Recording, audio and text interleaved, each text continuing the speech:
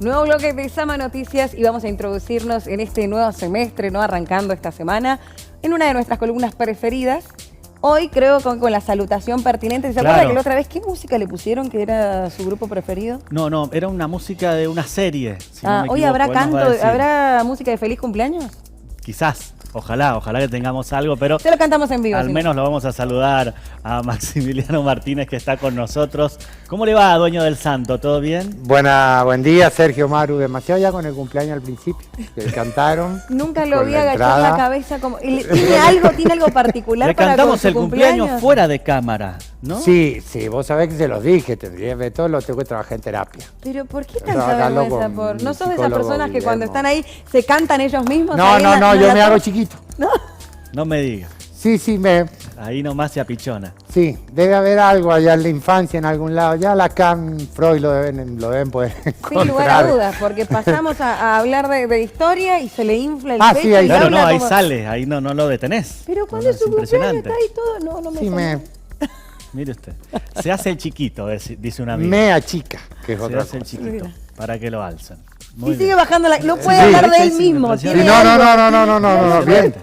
Viene la observación del lenguaje corporal. Bien, Maru, bien. Impresionante, no puede mirar fijo cuando habla de él mismo. No, de mi cumpleaños no. Bueno, entonces pasamos al tema, claro, que va a plantear para la jornada de hoy y tiene que ver con la visita de Estela de Carlotto a Andrés Manuel López Obrador a México y también sobre un debate, polémica que se ha generado en torno a esto. ¿Cuál es el contexto?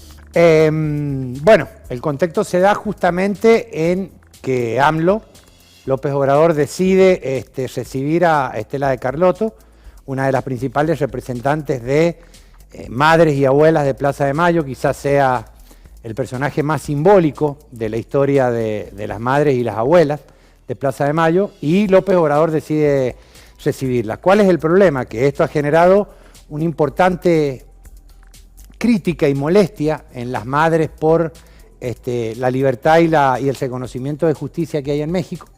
Podríamos, antes de seguir con esto, contarle a toda la comunidad sanjuanina, puede que no sepan quiénes son las madres buscadoras de México. Las madres, justamente ahí vamos en la cuestión de que las madres buscadoras de México son justamente un grupo de madres que busca la identidad de sus hijos desaparecidos y muertos en todo el proceso democrático, por llamarlo así, mexicano, no solo del presidente López Obrador, sino desde finales de la década del 70 hasta el día de hoy. Se calcula que en México hay desaparecidas 110.000 personas, ¿está bien? Y estas 110.000 personas, a su vez, como en la Argentina, se considera que muchas de ellas estaban embarazadas, tenían hijos, y también estas madres buscan a esos nietos. Entonces, el por qué AMLO no las recibe a ellas y sí las recibe a Estela. Bien. ¿Está bien? De igual manera, sí. Maxi, para también hablar un poco del contexto, hay un respeto entre las madres de Plaza de Mayo y esta agrupación mexicana. Digo, seguramente hay algún contacto porque hay una lucha muy fuerte, significativa. Digo, ¿el inconveniente es entre ellas, entre estas agrupaciones o no? No. Justamente el problema se ha dado entre las madres y el presidente de México, no con Estela. Justamente le piden a Estela que sea el puente para que ellas puedan llegar al Ejecutivo mexicano y de esa forma poder intentar buscar a esos hijos desaparecidos que tienen, y Estela obviamente en esta causa se ha prendido para eso y en la conferencia le hace un tirón de orejas a AMLO, justamente indicándole esta cuestión de por qué no recibir a todos los sectores sociales de México, justamente cuando México se ha caracterizado por ser uno de los países que más ha luchado por los derechos sociales de las clases bajas o de las mal llamadas minorías, y teniendo mucho más en cuenta que justamente en esa conferencia de prensa quien respalda la imagen de los dos es Emiliano Zapata, ¿está bien? Uno de los padres de la Revolución Mexicana. Y justamente este movimiento de madres que se da en México nace en el sur de México, en Chiapas, y se expande por todo México. Ahora bien, esa expansión, ¿por qué se da? No es que el Estado mexicano sea quien ha influido directamente en la desaparición de las personas, pero lo que ha hecho es no investigar la desaparición de esas personas. ¿Por qué? Porque la gran mayoría de estos crímenes que se han dado están muy vinculados a la cuestión del narcotráfico primeramente y de la guerrilla después. ¿Está bien? México nosotros no lo podemos pensar o imaginar como lo muestra el mapa. ¿Está bien? Yo tengo un amigo mexicano, Axel, que vive acá, que justamente trabajó con el ejército Zapatista de Liberación Nacional, trabajó con ellos, ¿está bien? Y él me cuenta esta cuestión de la diferenciación del México selvático al México desértico, ¿está bien? Y cómo pensar a ese México geográficamente con una cordillera central, podríamos llamar, que divide a el país en dos, la parte pacífica y la parte atlántica. Bien, todos estos crímenes que se han dado comenzaron, primeramente, como dije, con la lucha por las guerrillas, y luego se intensificó durante la cuestión de la imposición de los carteles mexicanos en México propiamente dicho, y que fue el transporte que se dio, por decirlo de alguna forma, desde Colombia hacia México para acercarse mucho más a los Estados Unidos.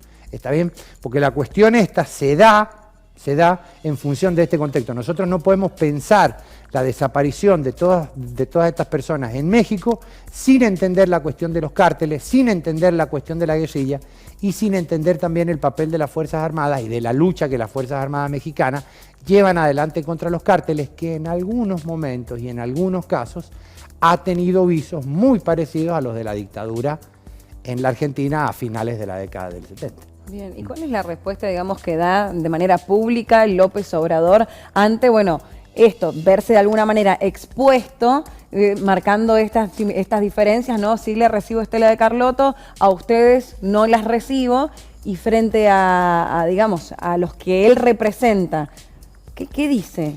Es sorprendente pensar en López Obrador porque él llega rompiendo una estructura de más de 70, 80 años que era el que tenía el PRI. ¿Está bien? México es el único país de toda América Latina que no tuvo un golpe de Estado. ¿Está bien? Hasta 1973-74, Uruguay era el único país, y México eran los únicos países que se venían salvando de los golpes de Estado.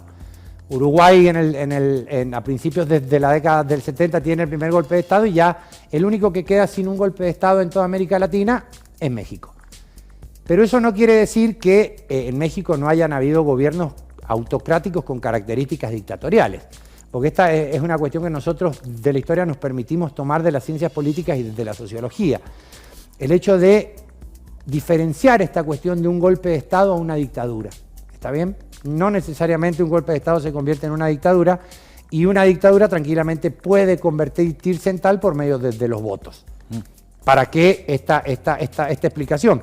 Para entender que en México, desde 1934, 35, con la llegada de Lázaro Cárdenas al poder, uno de los primeros populistas latinoamericanos, hasta el gobierno de López Obrador, en México siempre gobernó el PRI. ¿Está bien? Y en el PRI, justamente, hubieron momentos en los cuales se llevaron adelante enfrentamientos con sectores sociales, obreros y estudiantiles en la década del 60, la masacre de Texloloco, que se ve perfectamente en la película Roma, una de las películas ganadoras del Oscar, de cómo el gobierno de aquel momento castigó violentamente a estos levantamientos sociales. No por nada, eso mismo se da en la Argentina en 1966, 67, 68, con la noche de los bastones largos en la Argentina, y luego se dará con la cuestión del cordobazo en la Argentina también. Entonces podemos ver todo ese contexto de que sin que haya habido una dictadura, han habido visos dictatoriales. Eso que las madres mexicanas buscan hoy viene desde 1960 y 70 hasta el día de hoy. Y fíjate que está completamente invisibilizado porque quizás la punta de lanza de la reivindicación de los derechos y la búsqueda de desaparecidos la comienzan en la Argentina, pero eso no quiere decir que en toda América Latina no hayan habido movimientos en búsqueda de la cuestión de desaparecidos como se ha dado en toda América Latina. Y es algo que hoy se toma muy frugalmente. Y eso es lo que hoy Sí. preocupa, y aquellos que estamos en el ámbito educativo preocupa en demasía. El hecho de poner en duda, está bien, los procesos dictatoriales en América Latina y las influencias destructivas que han tenido sobre la sociedad. Iba a preguntarte, ¿no? Porque ahí ya metidos en cuestiones políticas, por decirlo de alguna forma, ¿hay algún tipo de respuesta hacia algún partido, hacia algún sector por parte de estas madres que quizás sea ese impedimento para no ser recibidas por el presidente de México? Teóricamente es durísimo y es tristísimo que el hecho de que se las trate o no se las quiera reconocer, porque se las considera que están aferradas a la guerrilla. ¿Está bien? Y lo digo con un poquito de dolor. Aferradas a la guerrilla, y justamente es como justificar esta teoría de los dos demonios. ¿Está bien? Están en la guerrilla, sus hijos cometieron ciertas cuestiones, entonces bien, el Estado hace lo que puede. Hace lo que puede o hace lo que quiere. ¿Está bien? Si nosotros pensamos que hay 110.000 desaparecidos, ¿está bien? 110.000 desaparecidos en México y el Estado no hace absolutamente nada. A mí lo que me lleva a pensar es que AMLO, López Obrador, es un tipo que viene de la Universidad Autónoma de México, ¿está bien? Él pasó todo el proceso de la década del 60 y el 70 en estas luchas sociales y civiles que se dieron en la búsqueda de la reivindicación de los derechos, de la continuación de esa revolución inconclusa que es la Revolución Mexicana. Porque para muchos de los mexicanos la revolución no terminó. Está bien, la revolución es inconclusa porque los derechos sociales de los sectores campesinos y los sectores obreros no se reconocieron. Está bien, entonces la revolución está inconclusa y hasta el día de hoy se sigue esperando que Pancho Villa, como Emiliano Zapata, vuelvan a reivindicar los derechos de esos sectores. Entonces AMLO, que es una persona que viene de la Universidad Autónoma de México, es una persona que justamente tiene su título en educación. ¿Está bien? Es un licenciado en ciencias de la educación. No tenga esta, y no voy a usar esta palabra porque es una palabra bastante narcisista, que es la cuestión de plantear lo empático, que sea empático, porque la empatía tiende a plantear, a ponerse uno en el lugar del otro desde un lugar de superioridad. Iba a decirte que además me parece o considero que también en nuestro país, acercarnos a conocer en detalle esta defensa de los derechos humanos tiene mucho que ver con la empatía, que quizás no hay en México. Y que quizás tampoco nosotros estamos teniendo. Porque cuando vos hoy pensás que hay diferentes sectores políticos que ponen en duda la cuestión de los desaparecidos en la Argentina, pero se ponen extremadamente mal porque los nombran o los titulan políticamente cercanos a la derecha, es que evidentemente algo está mal. Vos no ves metafísicamente a tu sociedad, sino que la proyectás en otro lugar, y eso tiende a ser peligroso. ¿Está bien? Porque no quiero caer en la frase de que todo pueblo que no conoce su historia tiende a repetir. Ese es un verso que se enseña en la escuela secundaria y que nos hace que a los que venimos de la historia nos moleste. ¿Está bien? Porque la historia no es eso, la historia es mucho más que eso. ¿Está bien? Pero sí la historia te sirve para poder comprender el pasado y entender el presente. ¿Está bien? El futuro no existe, el pasado tampoco. Lo único real que tenés es el presente. Ese presente tenés que tratar de transitarlo lo más positivamente. Bueno, en México no está pasando y en la Argentina temo que vayamos hacia ese lugar.